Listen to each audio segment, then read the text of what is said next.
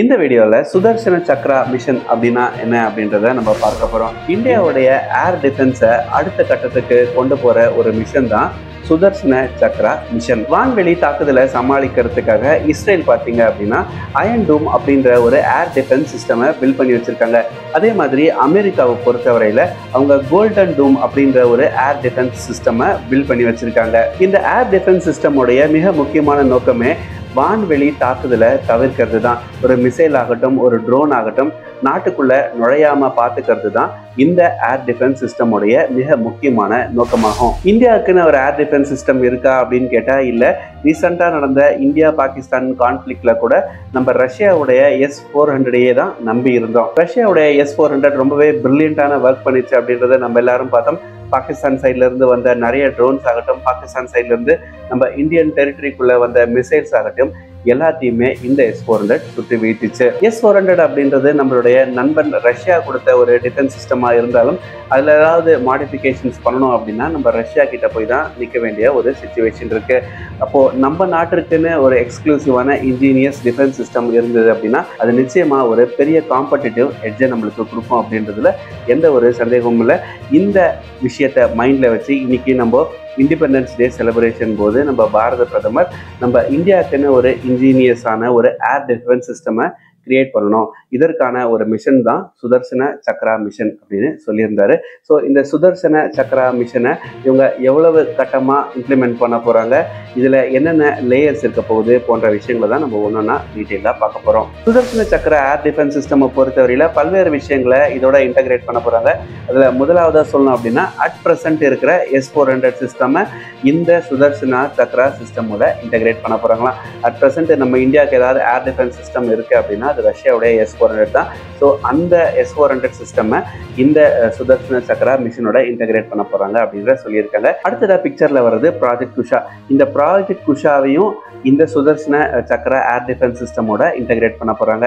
Project Kusha அப்படின்றது எதுவும் இல்லை, லாங் ரேஞ்ச் ஹைப்பர்சானிக் மிசைல்ஸை தடுத்து நிறுத்தக்கூடிய ஒரு சிஸ்டம் தான் இந்த ப்ராஜெக்ட் குஷா. இந்த ப்ராஜெக்ட் குஷா இம்ப்ளிமெண்ட் செய்யப்படும் பட்சத்தில் 20 to 80 கிலோமீட்டர்ஸ் ஆல்டிடியூட், அதாவது 20லேருந்து 80 கிலோமீட்டர் ஹைட்ல வர ஒரு மிசைலை கூட இந்த சிஸ்டம்னால தடுத்து நிறுத்த முடியும். அதே மாதிரி ஒரு 150லேருந்து ஒரு 350 கிலோமீட்டருக்கு முன்னாடியே நம்ம நாட்டுக்குள்ள ஒரு 350 கிலோமீட்டர்ஸ் மேக்ஸிமம் ஒரு ரேடியஸ்ல இருக்கிற எந்த ஒரு டார்கெட்டையும் இந்த டிஃபென்ஸ் சிஸ்டம்னால சுட்டு வீழ்த்த முடியும்.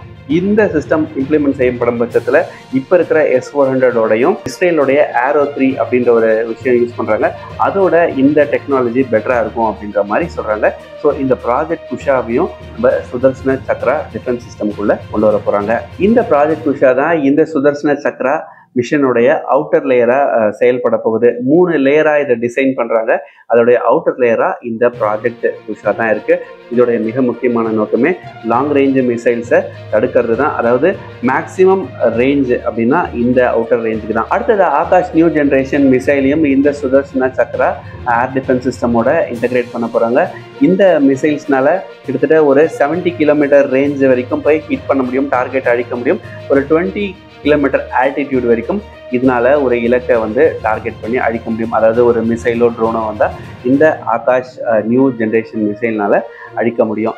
இந்த சிஸ்டம் நம்ம சுதர்சன சக்ரா சிஸ்டமோட இன்டகிரேட் பண்ண போறாங்க. அடுத்ததா பிக்சர்ல வர்றது ஆகாஷ் பிரைம். இது இஸ்ரேலுடைய அயன் டோமுக்கு ஈக்குவலண்டா சொல்லலாம், அதோட பெட்டரா இருக்கும் அப்படின்னு கூட சொல்றாங்க. இதோட ரேஞ்ச் பார்த்தீங்கன்னா 30 to 45 கிலோமீட்டர்ஸ், அதாவது 30 to 45 கிலோமீட்டர்ஸ் ரேஞ்சுக்குள்ள எந்த ஒரு ஃப்ளையிங் ஆப்ஜெக்ட் வந்தாலும் அதை இன்டர்செப்ட் பண்ணி வானத்திலே அழிக்க முடியும். இதோட ஆல்டிடியூட் பொறுத்தவரையில ஒரு 80 கிலோமீட்டர்ஸ் வரைக்கும் இதால் டார்கெட் பண்ணி அழிக்க முடியும் அப்படின்னு சொல்கிறாங்க. இது ஒரு பாயிண்ட் டிஃபென்ஸ் சிஸ்டம் அப்படின்னு சொல்லியிருக்காங்க. இந்த சுதர்சன சக்ரா சிஸ்டமை பொறுத்தவரையில் இதை ஒரு மல்டி லேயர் டிஃபென்ஸ் சிஸ்டமாக உருவாக்குறாங்க. Outer layer, middle layer and inner layer. Outer லேயரில் மிஸ் ஆச்சு அப்படின்னா அது மிடில் லேயரில் இருக்கிற சிஸ்டம் அழிக்க ட்ரை பண்ணும்.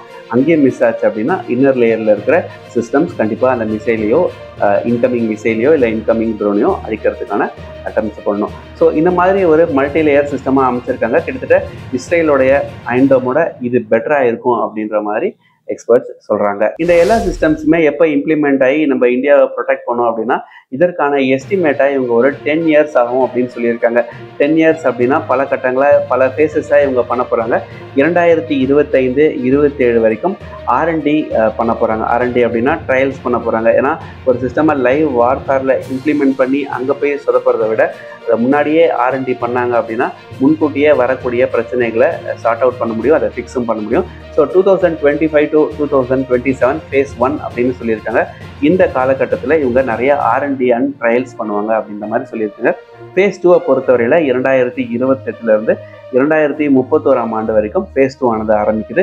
இந்த பகுதியில் வந்து இந்த டைம் ஜோனில் வந்து இவங்க டெவலப்மெண்ட் பண்ண ஆரம்பிப்பாங்க, ஸ்கேலிங் இன்க்ரீஸ் பண்ண ஆரம்பிப்பாங்க. டெவலப்மெண்ட் அப்படின்னா இதற்கான காம்பனன்ட்ஸ் ஆகட்டும், இதற்கான சிஸ்டம்ஸ் ஆகட்டும், இதெல்லாம் இன்க்ரீஸ் பண்ண ஆரம்பிப்பாங்க. ஸ்கேலிங் அப்படின்றது எவ்வளோ கவரேஜை இவங்க கொடுக்க போகிறாங்க, எவ்வளோ பகுதியை இவங்க ப்ரொடெக்ட் பண்ண போகிறாங்க போன்ற விஷயங்களை வந்து இந்த ஃபேஸில் வந்து இருக்கும் அப்படின்ற மாதிரி சொல்லியிருக்காங்க. phase 3 பொறுத்தவரையில் 2032 2034 வரைக்கும் phase 3 ஆனது இருக்க போகுது. இப்போது இந்த டைமில் வந்து இவங்க டெவலப் பண்ண சிஸ்டம்ஸை டிப்ளாய் பண்ணி டெஸ்ட் பண்ண ஆரம்பிப்பாங்க. பைலட்டிங் அப்படின்னா ஒரு ட்ரையல் அண்ட் எரர், அதாவது இனிஷியலாக ட்ரையல் அண்ட் எரர் பண்ணுறது அப்படின்றது வேறு, அதை லைவாக டிப்ளாய் பண்ணி எப்படி செயல்படுது அப்படின்றது பார்க்குறது வேறு. ஸோ இந்த காலகட்டத்தில் 2032 to 34 இந்த டைம் பீரியடில் லைவ் டிப்ளாய்மெண்ட் ஆனது இருக்கும். phase 4 2035 ஒரு ஃபுல் டிப்ளாய்டு சிஸ்டமாக இது இருக்கும் அப்படின்னு சொல்லியிருக்காங்க. ஸோ இருக்கிறத வச்சு பார்க்கும்போது இங்கேருந்து ஒரு 10 இயர்ஸில் இந்த சுதர்சன சக்ரா வந்து இந்தியாவுடைய ஏர் ஸ்பேஸை ப்ரொடெக்ட் பண்ணும் அப்படின்னு சொல்லி எக்ஸ்பெக்ட் பண்ணுறாங்க. அடுத்ததாக இதை யார் டெவலப் பண்ண போகிறாங்க அப்படின்ற ஒரு கேள்வியில தான் இந்த சிஸ்டமை பொறுத்தவரையில் ISRO, DRDO மற்றும் ப்ரைவேட் ஏஜென்சிஸ் இவங்கெல்லாம் சேர்ந்து இந்த சிஸ்டமை டெவலப் பண்ண போகிறாங்க. இதை முழுக்க இந்தியாவிலேயே செய்கிற ஒரு சிஸ்டம் ஆகும். இதற்காக இந்தியாவிலேயே செய்யணும் அப்படின்றது எல்லாருக்கும் தெரியும். ஆப்வியஸாக காஸ்டிங். இரண்டாவது வந்து நம்ம வந்து எக்ஸ்டர்னல் ஃபாரின் சோர்ஸஸை நம்பி இருக்க வேண்டாம். அட் ப்ரெசென்ட் இப்போது நம்ம இந்தியாவுடைய பிரம்மோஸ் எடுத்து ஒரு ரஃபேலில் ஃபிட் பண்ணணும் அப்படின்னா கூட அதற்கு நம்ம ஃபாரின் ஹேண்ட்ஸை நம்பி இருக்க வேண்டிய ஒரு சூழ்நிலை தான் நிலவுது. நம்மளுடைய ஏர் டிஃபென்ஸ் சிஸ்டம் நம்மளே கிரியேட் பண்ணிக்கிட்டோம் அப்படின்னா நம்ம அப்கிரேட் ஆகட்டும் இல்லைனா மாடிஃபிகேஷன்ஸ் ஆகட்டும் ஒவ்வொரு வாட்டியும் ஒரு ஃபாரின் கம்பெனிக்கோ இல்லை ஒரு ஃபாரின் ஹேண்ட் கிட்டேயோ போய் நிற்க வேண்டாம். இந்த ஏர் டிஃபென்ஸ் சிஸ்டமுடைய மிக குரூஷியலான ஆஸ்பெக்ட் என்னவா இருக்கும் அப்படின்னா இப்போ இருக்கிற மிலிட்ரியோடைய ஏர் டிஃபென்ஸ் சிஸ்டம் ஆகட்டும் இல்லைனா இந்தியன் ஏர்ஃபோர்ஸோடைய ஏர் டிஃபென்ஸ் சிஸ்டம் ஆகட்டும் இல்லைனா இந்தியன் ஏர்ஃபோர்ஸோடைய ஆகாஷ் டீம்ஸ் மாதிரியான டீம்ஸ் இவங்களுடைய டிஃபென்ஸ் சிஸ்டமோட இந்த சிஸ்டமை இன்டகிரேட் பண்ணும் பட்சத்தில் அது கண்டிப்பாக இந்தியாவுடைய செக்யூரிட்டியை பன்மடங்கு அதிகரிக்கும் அப்படின்றதுல எந்த ஒரு சந்தேகமும் இல்லை. இதே மாதிரி நிறைய தகவல்களுக்கு மறக்காமல் நம்ம சேனலை சப்ஸ்கிரைப் பண்ணி வச்சுக்கோங்க. நன்றி, வணக்கம்.